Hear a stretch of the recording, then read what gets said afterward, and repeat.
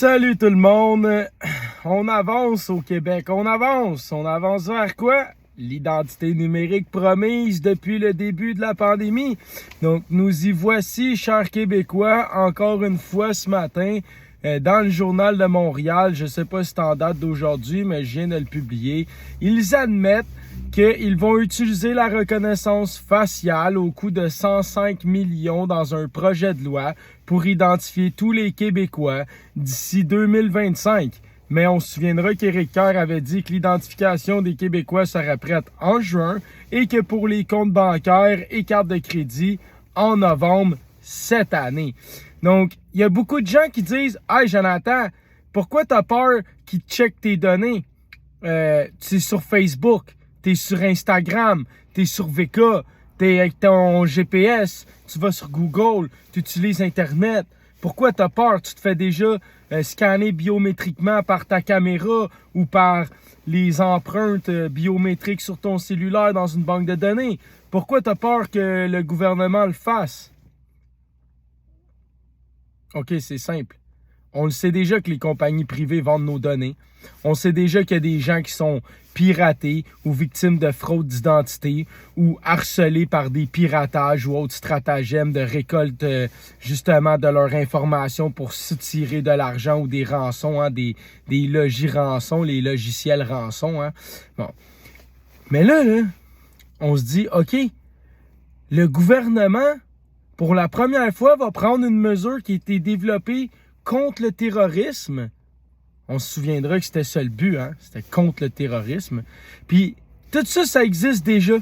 Mais là, pour la première fois de notre histoire, hein, il va légitimement, légalement, l'utiliser pour s'immiscer dans la vie privée, puis géolocaliser, puis faire du traçage de données.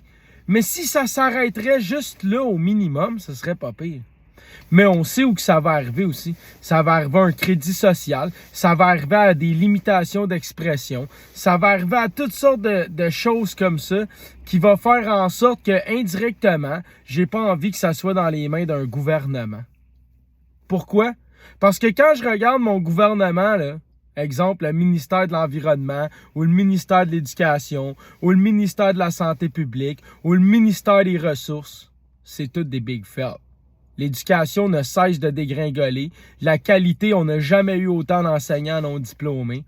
Le système de santé s'écroule sur le manque de personnel et la privatisation qui augmente nos coûts exponentiellement parce que beaucoup de gens fortunés vont chez le privé et ensuite font des déductions aux impôts.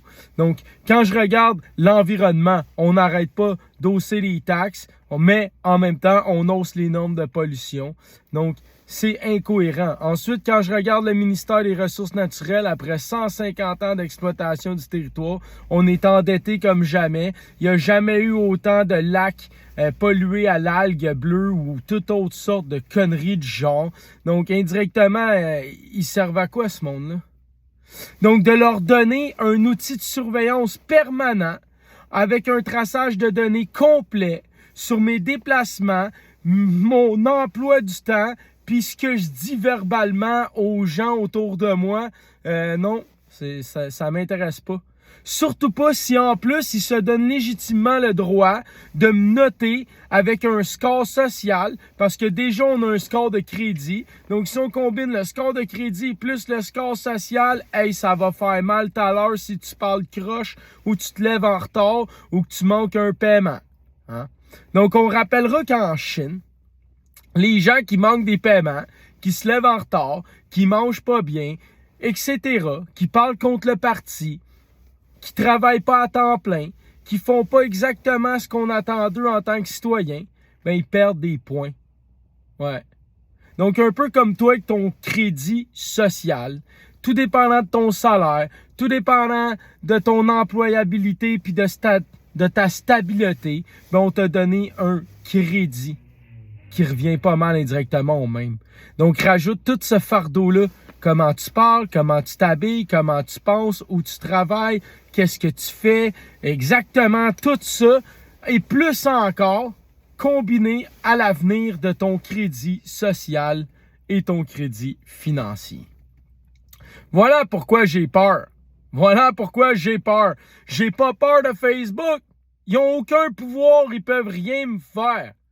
Mais le gouvernement, lui, peut déclencher des lois, il peut faire des décrets, il peut faire exemple comme Vladimir Poutine actuellement, qui a mis une peine de 15 ans d'emprisonnement possible pour des lanceurs d'alerte, tels que moi ici au Québec.